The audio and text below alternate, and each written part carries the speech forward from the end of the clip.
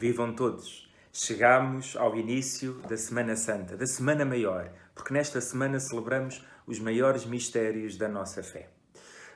Hoje a liturgia tem já outra cor, já não é o roxo, é o vermelho, sinal do martírio, sinal do testemunho, sinal da paixão do próprio Senhor Jesus. E a liturgia de hoje apresenta-nos dois evangelhos, um mais pequeno logo no princípio, embora este ano não haja procissão dos ramos devido à condição sanitária que vivemos, e assim o exige, com todos os cuidados.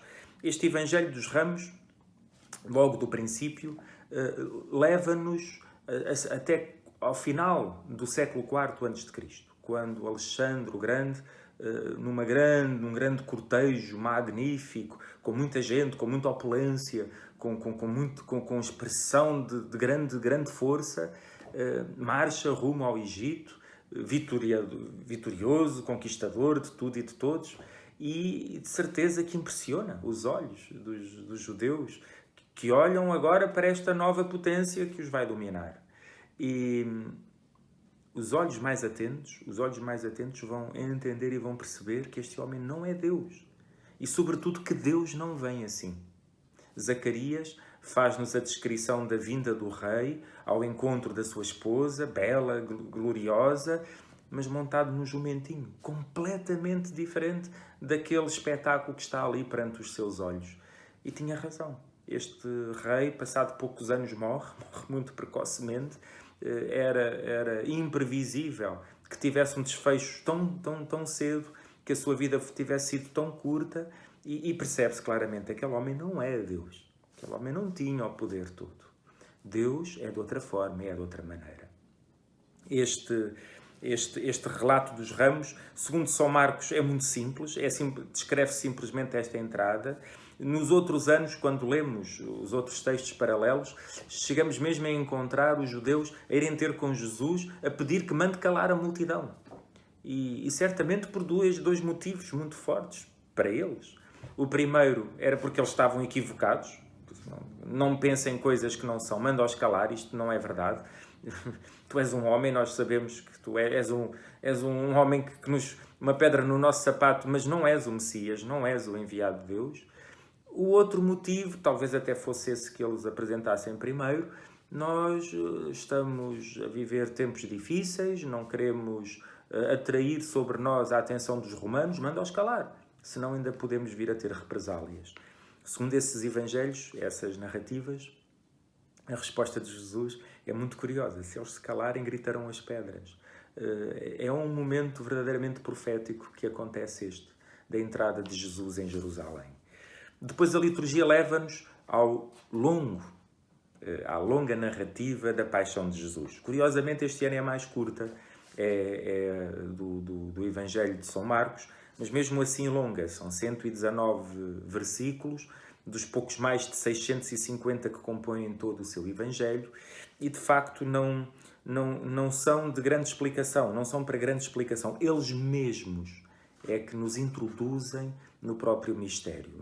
Não há propriamente grandes catequeses a fazer a partir deste texto, sobretudo na liturgia de hoje, mas há alguns pontos a sublinhar, pegando no próprio texto, apoiando-nos no próprio texto e ajudando a cada um de nós a escutar, a ouvir e a entrar, a mergulhar na celebração destes mistérios. Já agora um ponto prévio, realmente segundo os sinóticos, as últimas 24 horas de Jesus, elas decorrem todas no tempo pascal. Jesus toma a sua última ceia, se for vista do nosso ponto de vista, é a primeira ceia para nós, é a primeira ceia cristã. Jesus toma por volta das 6 da tarde, como certamente todos os judeus. Depois, já à noite, vai a rezar para o Jardim das Oliveiras, é preso cerca da meia-noite. Às 6 da manhã já poderia estar sob Pilatos, às 9 da manhã já está a ir para o Calvário, ao meio-dia é crucificado e às 3 da tarde morre. E segundo a narrativa dos sinóticos, tudo isto acontece no dia de Páscoa, que realmente pode ser um pouco estranho. Como é que os sumos sacerdotes andam assim nestas correrias num dia de Páscoa? pode ter acontecido, mas muitos dos que estudam concordam mais com a versão de São João, que é diferente da dos sinóticos. A versão de São João é que Jesus come uma primeira ceia com os seus discípulos normal, embora seja em caráter já com ambiente pascal, porque à hora em que Jesus está a ser morto na cruz, é a hora em que estão a ser mortos os cordeiros para depois, sim, comerem a Páscoa. Isto tem uma implicação muito curiosa, já agora digo-vos, é que nós, ocidentais, nós seguimos esta cronologia dos sinóticos. E por isso, para nós, a Eucaristia, ela tem verdadeiramente caráter pascal. Nós utilizamos pão ázimo, assim como se utiliza nesta ceia pascal. Os orientais seguem a cronologia de São João e por isso para eles a Eucaristia é uma refeição comum. O pão para eles não é pão ázimo. Refeição comum, perceba-se, a primeira ceia de Jesus foi feita sem pão ázimo, por isso eles utilizariam também o pão sem ser o pão ázimo. Comum não será, porque de facto é o grande sacramento da nossa salvação e para eles também, com presença real de Jesus inclusivamente. Mas, deixando-vos este ponto, então entramos no Evangelho segundo São Marcos. O Evangelho segundo São Marcos tem, de facto, menos detalhes, podemos dizer assim, é de facto menos pormenorizado em relação aos outros, mas não deixa de ser muito significativo. Começa logo por apresentar Jesus a ir comer esta Páscoa em Jerusalém. Escrevia o padre João Resina, de facto Jesus bem percebia o perigo que corria e nós entendemos isso. O próprio Evangelho de São João diz-nos que Jesus saía à noite para Betânia, era o lugar onde se sentia-se mais seguro e estava perto à Páscoa, estava muito perto a celebração da Páscoa. O que é que ele haveria de fazer? Não ir celebrar a Páscoa a Jerusalém, amedrontar-se só porque as coisas estavam complicadas, ir com arrogância e dizer a todos estou aqui. Ele não fez nenhuma coisa nem outra, mas não deixou de ir celebrar a Páscoa. E logo o princípio do texto de hoje, o princípio do capítulo 14 de São Marcos, diz que faltando os 2 dias para a festa da Páscoa, Jesus estava em Betânia, em casa de Simão o leproso, e veio aquela mulher que partiu um frasco de perfume de alabastro, derramou-o sobre a cabeça de Jesus, e aqui não há uma referência diretamente a Judas, mas há uma referência a várias pessoas ali presentes. Não, é curioso como este gesto não é apenas o Judas que fica impressionado com ele. São vários que ali estão presentes e que se impressionam e dizem: será que isto não foi um desperdício?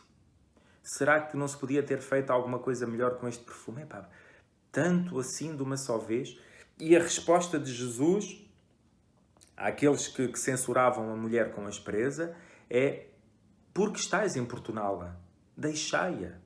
Ela fez uma boa ação comigo. Pobres sempre os tereis convosco e podereis fazer-lhes bem.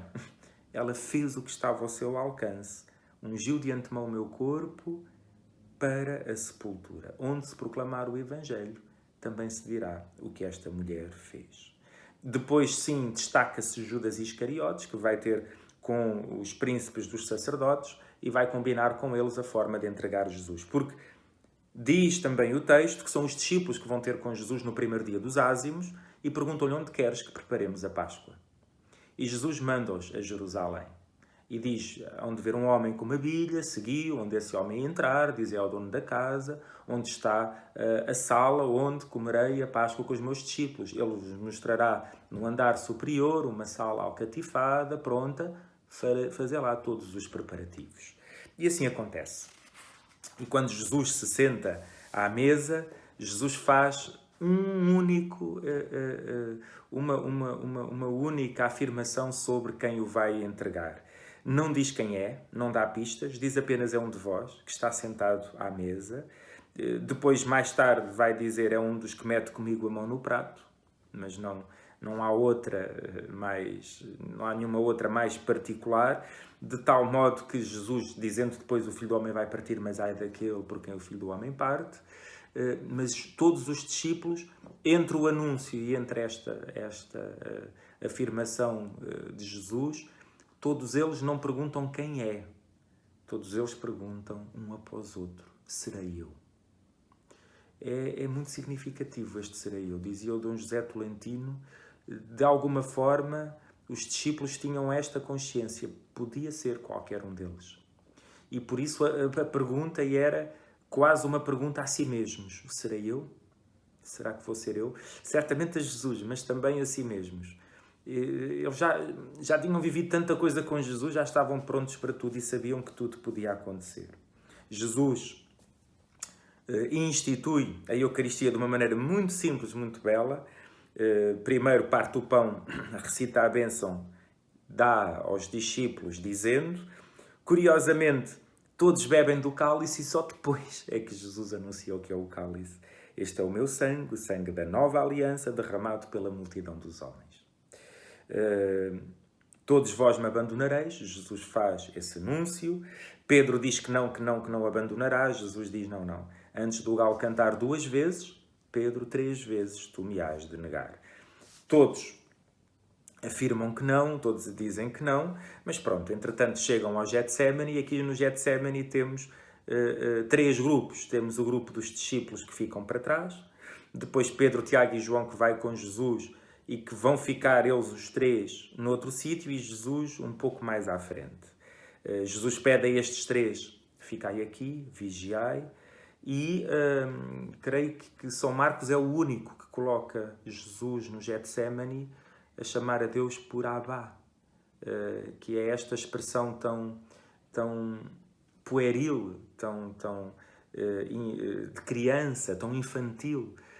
Dizem os estudiosos que ela era utilizada pelas crianças que começavam a falar e era depois voltada a utilizar pelos mais idosos, quando já se tornavam mais frágeis, quando ficavam dependentes, que eram realmente os 2 sítios onde se precisa muito desta proximidade, deste carinho e deste contacto. A oração de Jesus é muito simples. Tudo te é possível. Afasta de mim este cálice. Contudo, não o que eu quero, mas o que tu queres aconteça. Vai ter com os discípulos, encontra-os a dormir. Aqui realmente o texto é igual. Volta a rezar, encontra-os com os olhos pesados. E quando volta a 3ª vez, eles já não sabiam o que é que haviam de responder, não é? Jesus então diz, descansai, dormi agora e descansai, e logo a seguir chegou a hora, levantai-vos. Vamos, já se aproxima aquele que me vai entregar. A traição é muito simples, não tem diálogo de Jesus com Judas. Judas beija Jesus e diz mestre e logo o prendem. Há alguém que pega numa espada, corta uma orelha, mas depois não há reação, não há propriamente Jesus a impedir que isto aconteça, nem sequer há Jesus a curar a orelha do homem. Há sim Jesus a fazer uma afirmação àqueles que o prendem. Todos os dias eu estava e não me prendeste, e agora vindes como se eu fosse um salteador, vindes armados, vindes como se eu fosse alguém que andasse a fugir. Quer dizer, há aqui um desequilíbrio muito grande entre as não precauções que Jesus tomava, Jesus nunca se defendia, e aqueles que o vão prender como se ele fosse um homem muito perigoso, um homem armado, e por isso vão também armados. Todos fogem, Jesus vai preso, e São Marcos depois também é o único que nos conta este pormenor, deste jovem que os segue, que segue Jesus envolto no lençol, e que às tantas larga o lençol, larga tudo quando vão agarrar e foge. Dizem alguns exegetas que pode ser o próprio São Marcos, sim, mas dizem outros que é uma simetria muito curiosa. Quando Jesus pregava, dizia para deixarem tudo para o seguirem. Era preciso deixar tudo para o seguirem. Aqui vemos os discípulos que na hora da aflição deixam tudo para fugirem, até o próprio lençol, até a própria veste batismal, e fogem completamente nus. É uma realidade de todos os tempos, segundo o que sabemos, nas grandes perseguições, muitos abjuraram da sua fé por medo. Sabemos até depois como é que era, às vezes havia resistência à sua inclusão total, de novo, na própria comunidade, mas curiosamente a Igreja sempre foi verdadeiramente compreensiva nesses aspectos e convidava-os a uma penitência e voltavam de novo à presença plena na própria comunidade. Não deixavam de elogiar aqueles que tinham permanecido firmes, aqueles que não tinham tido medo.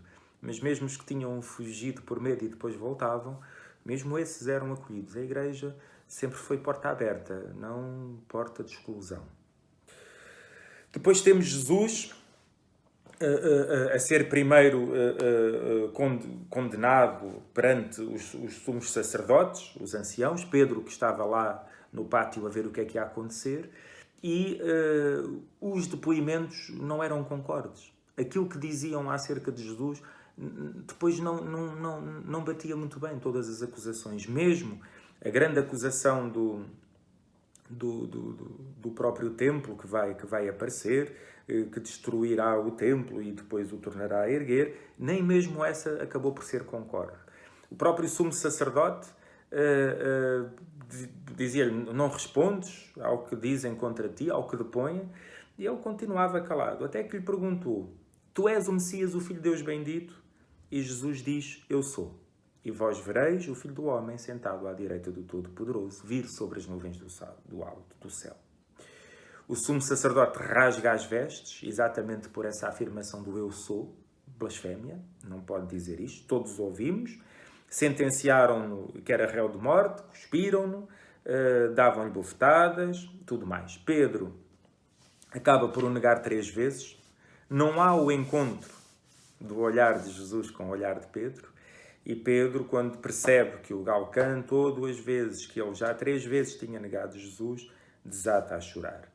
De manhãzinha cedo, 6 da manhã, 7 da manhã, reúnem-se o Sinédrio, levam Jesus a Pilatos, e Pilatos interroga Jesus e fica espantado com o silêncio, com a não tentativa de se salvar. Dizia o padre Fernando Armelini: Jesus não é propriamente um super-herói. Não é uma pessoa que está ali, não tem medo nenhum, que avança para o sofrimento assim, com ar lavado. Jesus sofreu, Jesus chorou. Jesus até disse que preferia não morrer. Mas Jesus aqui apresenta-se sem medo. Um silêncio que tem que ser interpretado por cada um de nós. Não há palavras que consigam dizer até ao fim o que é este silêncio. Há silêncios que são mesmo silêncio. E a própria palavra acaba por trair o que esse silêncio quer dizer. E cá fica Jesus, de tal modo que Pilatos ficou muito admirado. Pilatos tenta soltar Jesus, mas todos eles, instigados pelos sumos sacerdotes, gritam Barrabás. Que multidão era esta? Bem, não era a Jerusalém inteira, nem podia ser. Eram certamente alguns homens que andavam muito à volta dos sumos sacerdotes. Possivelmente, para muitos, a prisão de Jesus acabou por ser uma surpresa. Muitos só o perceberam e só entenderam quando o viram crucificado, certamente. Mas lá temos nós a narrativa simples, todo o sofrimento que Jesus tem. Pilatos, contentando a multidão, solta-lhes Barrabás, entrega-o para ser crucificado. Aqui não há lava-mãos, aqui não há mais nenhum outro gesto. Há sim, de facto, um perceber que Jesus é inocente e o não conseguir ter mão para fazer justiça. O que dói aqui, sobretudo neste e nos outros textos, é alguém que se percebe que é inocente e não se consegue fazer justiça por causa do medo da multidão ou por causa de alguma outra razão, e faz-se uma injustiça. Portanto, não é em nome da justiça que Jesus é preso. É em nome de outros comportamentos, de outros vetores, de outras forças que são completamente alheias à própria questão da justiça. Jesus sofre, requisitam Simão de Cirene. É bela esta referência, pai de Alexandre e Rufo, que sabemos nós deles, certamente foram importantes, quer um quer outro, na comunidade cristã primitiva, por isso está aqui esta referência. Não é normal aparecerem referências de pessoas desconhecidas, não é? Referências de pessoas que se conhecem. Crucificam Jesus, Era por volta do meio, eram 9 horas da manhã quando o levaram para o crucificar. Crucificaram com ele 2 salteadores, um à direita, o outro à esquerda. Os que passavam insultavam-no, abanavam a cabeça. Tu que destruías e reedificavas, pois agora desce daí. O que vemos sobretudo neste texto é que Jesus está sozinho. Não há aqui ladrão arrependido, até os que estavam à volta dele o injuriavam, e por volta do meio-dia as trevas envolvem toda a terra, até às 3 da tarde, e às 3 da tarde Jesus morre. Jesus não tem nenhum dos amigos ali ao pé, não tem nenhum dos conhecidos ali ao pé. A referência é de umas mulheres que estavam longe a ver isto tudo, mas estavam longe, nem sequer estavam ao pé. E as últimas palavras de Jesus são as do Salmo 21, que nós rezamos, e que são palavras de um salmo de grande esperança. Meu Deus, por que me abandonastes? É verdade que parecem arrepiantes estas palavras, mas se lermos o salmo todo, sobretudo a sua parte final, nós bem vemos que é um salmo de grande esperança. Jesus morre, o véu do templo rasga-se. O véu do templo era aquilo que cobria ou que não podia ser visto. O véu do templo rasgou-se ao meio, exatamente porque ficou revelado quem é Deus para nós. Há uma referência curiosa que uma vez escutei de um sacerdote. Os nossos sacrários, quando abrimos a porta lá por dentro, têm um véu. Normalmente o véu está sempre em 2 partes, porque é o sinal deste véu rasgado ao meio, em 2 partes iguais. E realmente, quando nós abrimos o véu do sacrário, nós podemos contemplar a presença real de Cristo, daquele que verdadeiramente nos salva e revela o amor de Deus Pai. Em contraste com aquele jovem que fugiu deixando tudo, temos aqui um outro discípulo, um sinal para os discípulos, alguém que num momento de grande sofrimento e de perigo não tem medo de se afirmar como amigo de Jesus, mostra-se e revela-se como discípulo, pede o corpo de Jesus para lhe dar sepultura. José de Arimateia. Pilatos fica admirado, ele já estar morto, manda chamar o centurião, pergunta-lhe, o centurião corrobora que Jesus está morto. Neste relato não temos lança a trespassar Jesus, não temos nada. Temos sim Jesus a ser descido da cruz, a ser colocado naquele sepulcro escavado na rocha e enrolado num lençol, colocado no sepulcro escavado na rocha, e uma grande pedra rolada para a entrada no sepulcro. Quem observa onde Jesus é sepultado é Maria Madalena, é Maria, mãe de José. São estas que na verdade, são as testemunhas do lugar onde sepultaram Jesus. E terminamos assim este Evangelho. Abre as portas de uma semana em que somos convidados a refletir muito bem, a viver muito bem este mesmo Evangelho, este texto. Ao longo da Semana Santa, vamos tendo vários momentos, várias secções, vamos ter as traições, vamos ter Jesus realmente a dar-se, a oferecer-se aos seus discípulos. Vamos ler dos vários evangelistas, textos abundantes, textos riquíssimos. Quinta-feira Santa, vamos celebrar as três grandes pontos importantíssimos para entendermos Jesus: a instituição da Eucaristia, a instituição do sacerdócio, o mandato da caridade. O sacerdócio em função da Eucaristia, a caridade como o pleno cumprimento da própria Eucaristia e a razão de ser do próprio sacerdócio. Na Sexta-feira Santa celebraremos, é o único dia do ano em que não há missa nenhuma, sexta-feira e sábado santo, bem, é sábado à noite, mas aí já conta como vigília. Não há celebração de Eucaristia, a última Eucaristia, portanto, que celebramos é de facto a de Quinta-feira Santa, a missa do lava-pés. Sexta-feira Santa temos sim a ação da Paixão, a leitura da Paixão, a celebração da Paixão do Senhor. Comungamos sim, mas é o que foi consagrado na Quinta-feira Santa, que está na reserva eucarística devidamente preparada. É um dia de silêncio, é um dia de jejum, é um dia de abstinência, Sexta-feira Santa.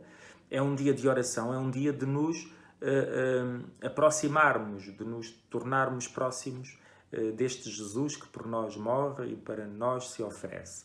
Sábado Santo é o dia de silêncio, é o dia da espera, e à noite teremos a belíssima Vigília Pascal, a mãe de todas as outras as vigílias. Celebraremos o domingo da ressurreição, que celebramos todos os domingos do ano.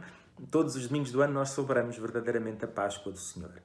Este ano, na quinta-feira de manhã, a missa crismal vai ser aqui em Lisboa transmitida pelos vários canais. Não podemos estar na Sé, nem nós padres, vão apenas os do Conselho Presbiteral e os cônegos que não estão jubilados, mas todos somos convidados, na medida do possível, a procurarmos estar em união com o nosso Bispo. Se calhar este ano até mais do que nos outros anos, e vamos procurar isso. De resto, desejar-vos um Santo Domingo. Hoje foi mais extenso, foi praticamente a leitura toda do Evangelho. Vamos voltar a ouvi-lo, ouçamo-lo com o coração aberto, e que o Espírito Santo nos fale e nos mostre como o Senhor nos ama tanto. Sofreu para nos salvar. Não era preciso morrer para nos salvar, dizem alguns. É o seu amor e a sua fidelidade. A morte é exatamente o bom termómetro onde nós podemos ver até que ponto ele estava pronto para ir. Não há maior prova de amor do que dar a vida pelos seus amigos. Santo Domingo, uma santa semana.